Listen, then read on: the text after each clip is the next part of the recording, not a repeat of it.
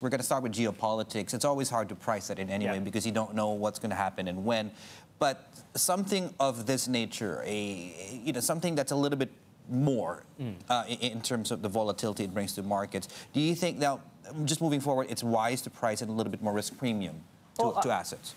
I do think so. I think what we are seeing right now is I think the precious metals are just really skyrocketing right now. And that's obviously been due to this geopolitical tensions. Again, there's a lot of safe havens that people can go to, but I think the precious metals right now are overbought at this current level right now. But when we're talking about currencies like the Japanese yen, as an example, I mean, the data that we're looking at right now is that it's still an undervalued currency, it's still an under-owned currency amongst many of the institutional investor space. Then maybe that's actually a better way to basically hedge many of the underlying portfolios that investors have. But in general, I think the macro environment and the fundamental space, the valuation stories, all of that still indicates to us that we're still expecting a reflation story going into at least for the first half of this year. So given how I would say everything last year was an ex-US equity, US equity story versus an ex-US equity story, I think there's still quite a lot of room for many of the other markets to catch up this year. Do you think that trade of US,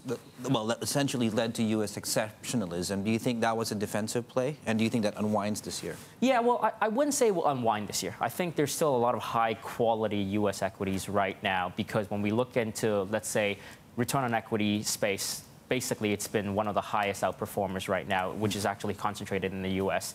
But when it comes to basically the trade war, or actually not a lot of people are looking at, which is a trade cycle, I think there are actually signs that the trade cycle is bottoming out. I mean, we're looking at it in many of the Asian exports numbers. Yes, I think they're still negative, but they are moderating. And I think the chip market as a way to see it, some of the more Asian exporters oriented, all of those are actually starting to see this mild rebound. And I think people need to know that I think this year, China remains to be committed to doubling its GDP. And how do you actually double your GDP? You really need to rely on both the consumption side as well as the investment side. That's double your GDP from 10 years ago? From 10 years ago. Okay. So in order to actually do that, you still have to have a 5.9 to 6% GDP number. So that really relies on possibly the investment side to kick in, and I think that spillovers to the rest of Asia to really benefit from it.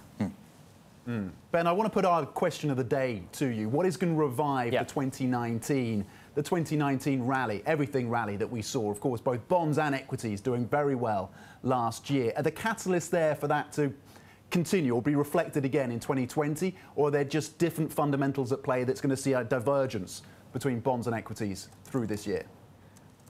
I think the bond market is going to be a little bit more difficult going into this year versus, I think, last year. I think what we've seen basically in 2019 was really the Fed going out from a full tightening mode and actually flipping the key to actually going full easing mode. And that really led to many emerging market central banks also following suit with their lowering rates to really boost to their growth. And that really played a very important role into compressing the spreads in many of the EM bond space. But with the geopolitical tensions that, I mean, David, you are talking about right now, the one thing that remains is whether oil prices is going to really lift aggregate inflation in many of these EM central banks that could actually lead to them putting themselves on hold. And all of that really concentrates around whether or not we'll see a peaking of the US dollar, which is starting to become a market consensus, but we're still not seeing that to come through. So if that really comes through, maybe that's a positive for obviously EM. But EM bonds, I think, would be a lot more difficult this year relative to last year.